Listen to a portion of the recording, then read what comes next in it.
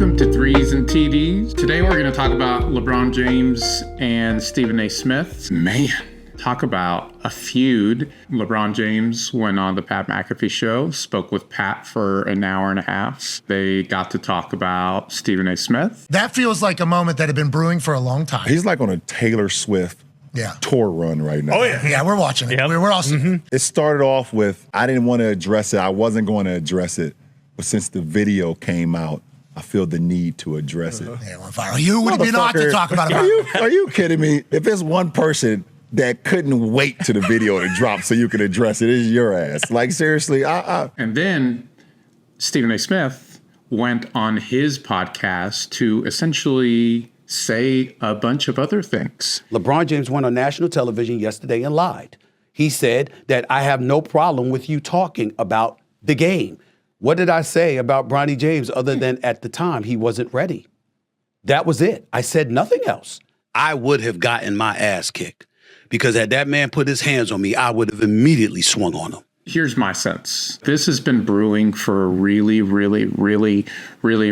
long time. Stephen A. Smith, who, by the way, came out today and said he didn't like LeBron, which we all knew that, bro, is part of what I would call old media. So Charles Barkley, all the guys on NBA TNT, Stephen A. Smith on ESPN, they're these guys that have been pundits for years. They've said what they wanted to say for a very long time. And in the last few years, there's been a rise of what I would call new media. So people like Draymond Green, Paul George, YouTubers. When JJ Redick was doing podcasts, this has been building for a really long time. They don't like each other. And I think what's happening is that Stephen A. Smith does not like the fact that he doesn't get to say what he wants to say without LeBron correcting the record. Now, would I have said everything that LeBron said? Probably not. But Stephen A. Smith cannot not make it about himself. You even heard it when LeBron James confronted Stephen A. Smith that night after the next game. Stephen A. Smith said, I was going to keep it man to man just between us two, but LeBron James forced my hand. LeBron James made me address it because he addressed it publicly.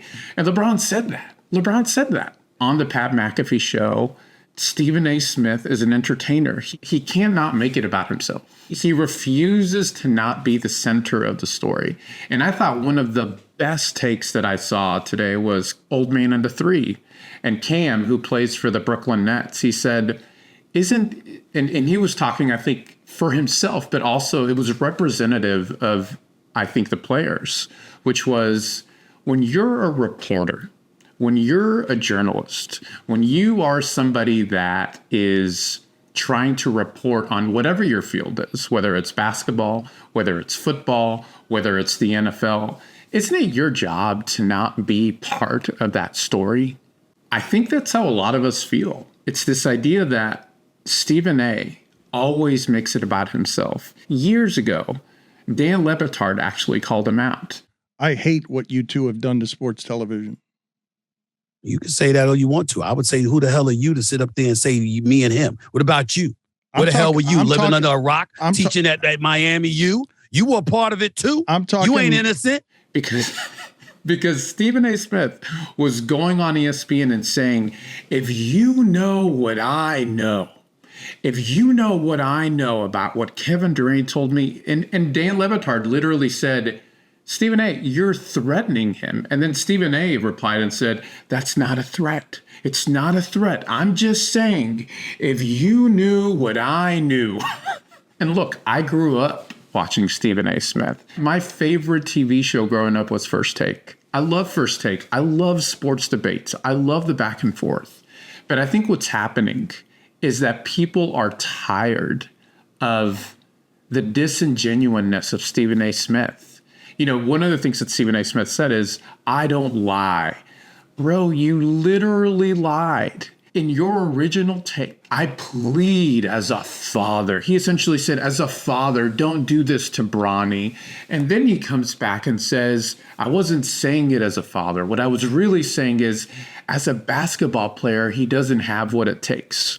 So every time Stephen A. Smith is confronted with the truth, the narrative changes. It's a new narrative. It's a new narrative. It's a new narrative. It's wild. Stephen A said in his original reply, I haven't brought it up that LeBron didn't go to Kobe's memorial service.